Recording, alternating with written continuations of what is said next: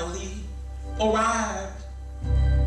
My healing that had been delayed has now been realized. No one's in a hurry, no more schedules to keep. I'm enjoying Jesus, just sitting at his feet. If you could see me now, I'm walking streets of gold. If you could see me now, I'm standing tall and whole. If you could see me now, you know I've seen him face to face. If you could only see me now. My prayers have all been answered. I finally arrived. My healing that had been delayed has now been realized. No one's in a hurry, no more schedules to keep. I'm enjoying Jesus. Hello there, this is Yvonne Frazier. And this is Bernice Frazier. And we're supposed to be in Dayton, Ohio right now because we were ordered by Yvonne Sherrer to be involved in a friendship eulogy for her. And it came through to us in her last words as a direct order. So today, Bernice is going to articulate her thoughts about Yvonne Sherrer, and I am going to do the same thing. This duty reminds me of a time that Reverend Al Sharpton came to Dayton to support the movement that we had for the Sherrer family.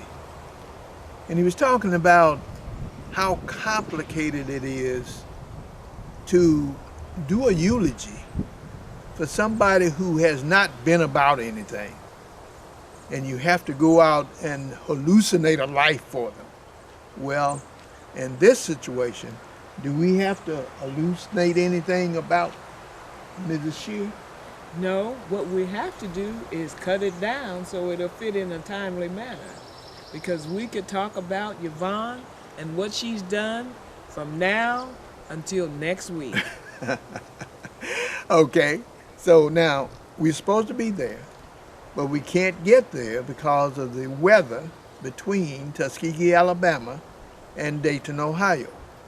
And we didn't want to be a victim out on the roadway trying to carry out Yvonne's order. So now listen to this eulogy from two of Yvonne's friends. Who can find a virtuous woman? For her price is far above rubies.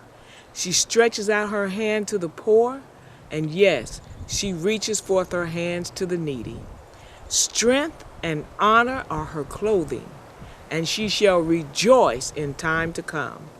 She opens her mouth with wisdom, and in her tongue is the law of kindness. Her children rise up and call her blessed. Her husband also, and he did praise her. Many daughters have done virtuously, but she excelled them all. Favor is deceitful, and beauty is vain. But a woman that feareth the Lord, she shall be praised.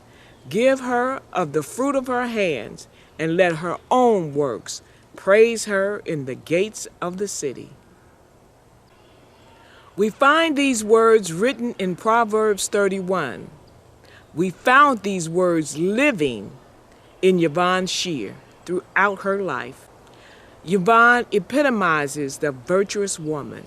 She loved God, her family, and her community. We spent many hours together discussing the consequences of God's world. I met Yvonne over 40 years ago, and we became fast friends. We spent many hours on her porch, my porch, in the car, walking, discussing our husbands and our children. But mostly, we reviewed the system of Dayton, Ohio, and what was going to be left to our children in that community. We were there together when the 27 Good Black Men were formed. Many times, in secret, she and I joked about how they needed 25 more men than we did because it was just 2 good black women that supported, loved, logistically planned, and encouraged our husbands through this process. When we encountered obstacles from our jobs, we would sit together and fuss it through, calm each other down, then develop a strategic plan to address the issue and encourage each other by saying, "Girl, you got this. They don't know you like I know you. You go ahead and get the job done." Then we would be getting back together with praise and joy and hand clappings when our plans worked. Yes, we shared sad times, happy times, and just plain times together. I held her in my arms for hours and let her grieve when we lost her husband, David. Most of you, almost everyone, saw her strength and tranquility and demeanor of classism during that time of her loss. But I saw how she hurt and how she wasn't sure if she was going to be able to make it without him. But as sister friends, I stuck with her, she stuck with me, and we made it through, knowing that she was going to be reunited with him in the by and by. And then, when the big move came up about Leon and I going to uproot from Dayton and move to Tuskegee, Alabama, that's right, I went to my sister friend and we discussed the whole thing. In fact, Yvonne said to me, "Girl, you going to the Black Mecca. You gonna sit up under a magnolia tree and drink some mint juleps. And I'm telling you, I can't wait to join you. Now you do know I'm coming down there, right?" And you know what? I started using that phrase with everyone I talked to. I was gonna be sitting under the magnolia tree and drinking mint juleps. That was my claim to fame. And indeed, she kept her promise on joining me. Her last visit was in 2018, where we spent long hours on my deck, just reviewing our lives and enjoying each other. And she was amazed about the beautiful sunset that we would have, and she got up early enough to see the sun rise.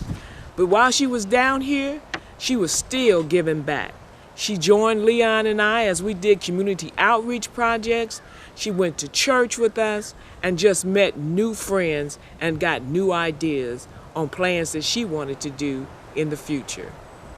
You know, even though we were hundreds of miles apart, we never lost touch.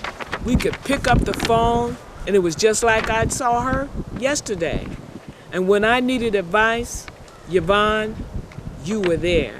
When I needed a laugh, Yvonne, you were there. I'm going to miss you, my friend, and I want to thank you for being my unbiological sister. I know you are resting in the bosom of Jesus and enjoying your reunion with your beloved David. And I will see you, my sister, in the by and by.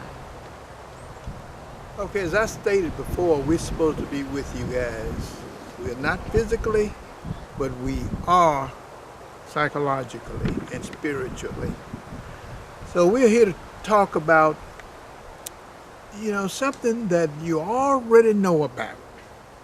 And that is the character of a woman called Yvonne Sherrer. Her first indication of courage was she was married to a police officer. And her next test of character and womanhood was that he went and got himself fired by standing up for his rights in a racist police department atmosphere. Do you know how many women, or can you imagine how many women would have been angry with him and would have decided, hey, I'm not going to stay here. You've ruined our lives. And walked away from him? But not her. She stood with Lieutenant David Sherrer. Another thing, this woman held down a city job in the city manager's office while a battle was raged against the police department by David and his supporters. And you know what? She did that with dignity and courage and just solid character. Imagine for me again, the city framing your husband and firing him. You working in the city manager's office. Can you imagine how many sisters would have been walking around there rolling their eyes at the city manager every day? And how many women would have been cussing loud in order to make the city manager know that they was displeased with how her husband was being treated? But this woman maneuvered that situation with character and class. She went to work, she stood her ground, she maintained dignity, and even brought us some intelligence that enabled our strategy to be able to plan and win a battle. You know, another thing that impressed me with Yvonne was when we saw that her husband was in trouble and they had been violated by the government, we put a "you all come" call out in Dayton for all the black men who were just super tired of being sick and tired, and invited them to come to Yvonne and David's house. About 100 black men showed up. Can you imagine what some sisters would have said about nearly 100 black men coming to their home to cram into their basement to talk about strategizing? But you know what she did? We encouraged the black men to take on the battle. She and my wife took those women that were brought to the meeting upstairs, away from the basement, and got them involved in other kinds of things. Can you imagine how powerful that was? Because black men needed to stand up. Black men needed to be known to be fed up. And we couldn't have done it with some wives in the basements with that group of black men. Because black men, you know how black men allow their attention to be divided when women are around? But that move on her part to allow that to happen in her house and giving us the opportunity to strategize, plan, and fight a battle caused us to win a battle in about 6 to 8 months. And you know, a real test of both of their character was that we had fought at the local level and we had done what we needed to do. But we needed to take the David Sherrer case to the public. And we needed to take it to a national level. So we decided to invite Reverend Fred Shuttlesworth, the father of the Birmingham Civil Rights Movement, to Dayton. And you know what Reverend Shellsworth said? He said, well, I may support this young man, but first I'll have to come to Dayton and I'll have to check him out and make sure that his character meets my requirement. So I picked up Reverend Shellsworth from the airport in Indianapolis and brought him over to Ohio to the David Sherrer and Yvonne's home. And he was allowed to stay at their home for a couple of days. And they talked. And they analyzed stuff. And they theorized what ought to happen. And you know, I eased up to Reverend Shellsworth after about the second day, and I said, well, what do you think about them, Reverend? He said, hey, I'm supporting this boy. And it was on from that point. And we stopped going to city council meetings because the city had contacted some of the community favorites and told them to shut us down. So I played their game. I told them that we wasn't going back to the city council meetings anymore. And then when Reverend Shellsworth decided that he was going to support the Sherrers, we showed up at a city council meeting and blew the roof off the situation. Shortly thereafter, David Sherrer was reinstated to the police department. And he and Yvonne lived happily ever after the lawsuit and after the payoff. I've defined Yvonne here. And let me define this woman. She was a woman of love. She was a woman of respect. She was a woman of honesty. She was a woman of motherhood. One good woman of matrimony, you know. Woman of personality. Woman of integrity. And as I've referred to a couple of times, a woman of character. She was Lieutenant David Sherrer's rock. Yvonne Sherrer was an ordinary woman who was able to do and withstand extraordinary things. Yvonne Sherrer was indeed a phenomenal woman. So long, my sister. Take care. God's got you. If you could see me now, I'm walking streets of gold. If you could see me now, I'm standing tall and whole. If you could see me now,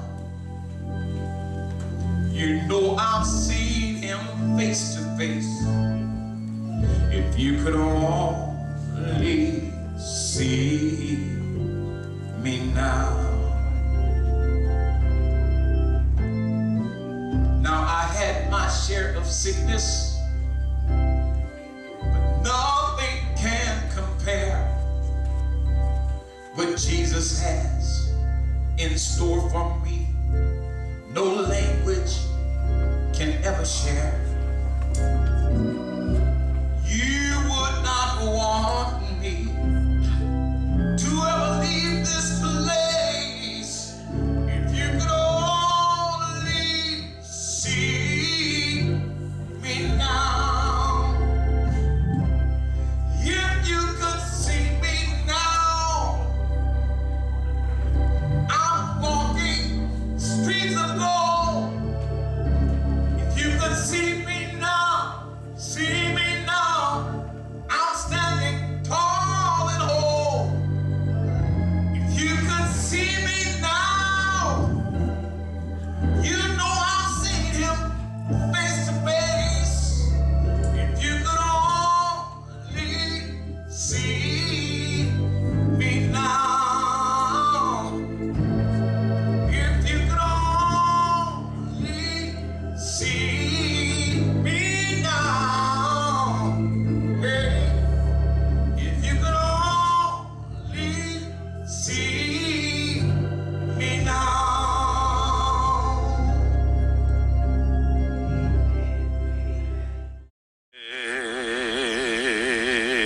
precious Lord.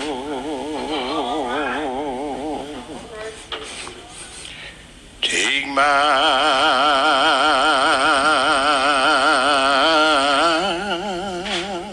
hand, lead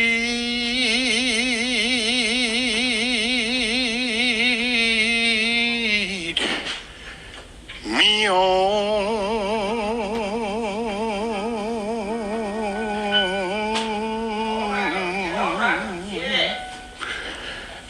and let me stand.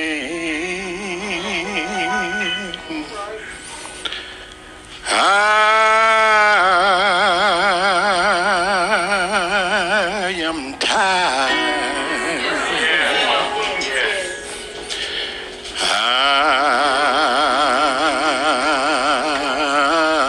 I'm weak, and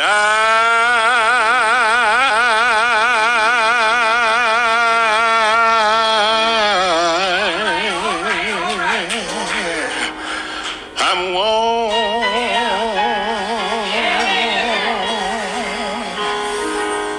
through the storms.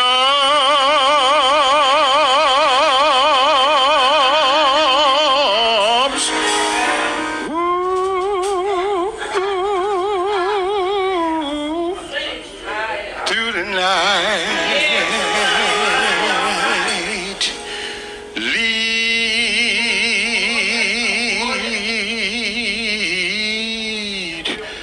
me on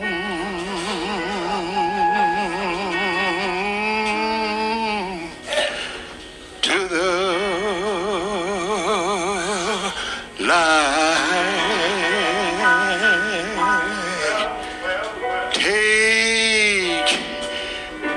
Take my hand, precious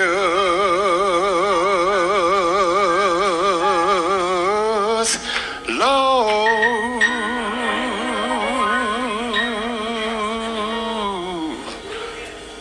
and lead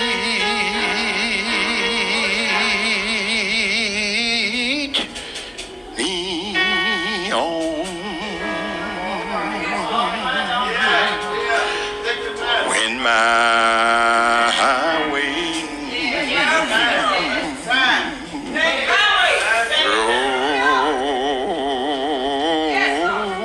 grows dreary,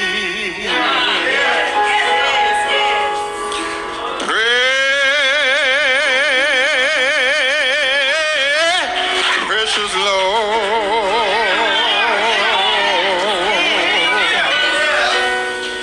linger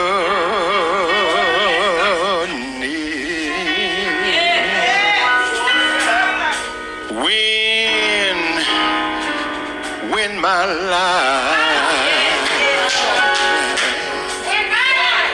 is almost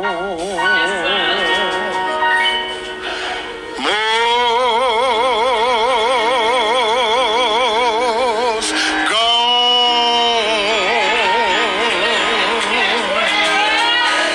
Hear my cry.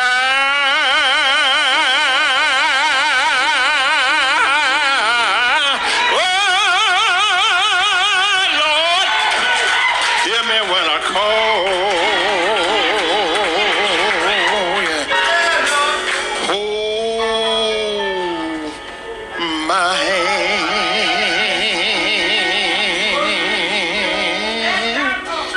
If you don't hold me, I got to fall.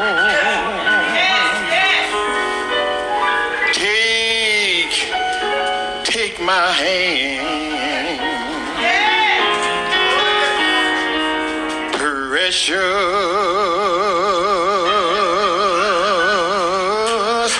Lord.